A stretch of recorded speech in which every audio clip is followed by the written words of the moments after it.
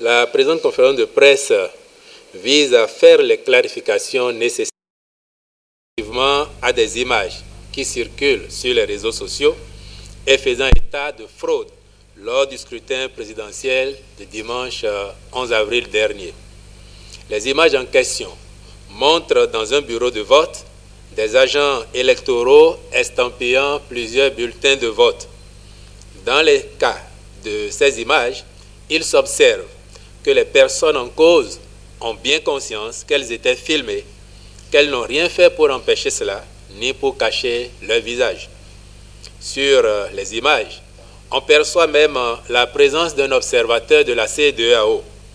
L'auteur était donc conscient que son fait serait consigné dans les rapports, d'où il convient de se demander si le but était réellement de frauder ou plutôt de discréditer le processus électoral.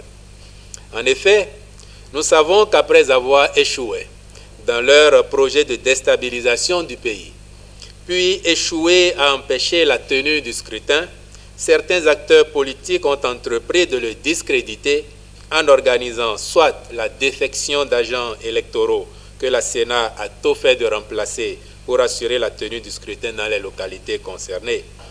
Les images qui circulent montrent qu'ils ont aussi entrepris d'autres agents en vue de commettre les actes qui entachent la transparence et la sincérité du scrutin, sans oublier que dans certaines localités, leur plan consistait à tenter de récupérer des fiches de dépouillement pour les détruire.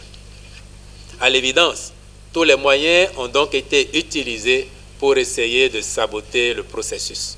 La lecture combinée de tous ces éléments appelle la conclusion que ces agissements, heureusement isolés, sont si ostentatoires et grotesques qu'il est clair pour nous qu'un acte de fraude ne peut s'organiser de façon aussi flagrante.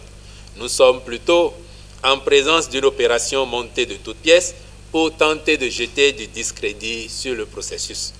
Vous noterez, mesdames et messieurs, qu'au regard des circonstances de leur commission, ces actes n'ont manifestement pas pour objectif de faire du bien à leurs bénéficiaires supposés, mais bien plutôt de nuire au processus. Nous les dénonçons donc avec vigueur. Ils feront l'objet d'enquêtes appropriées et leurs auteurs répondront devant la justice.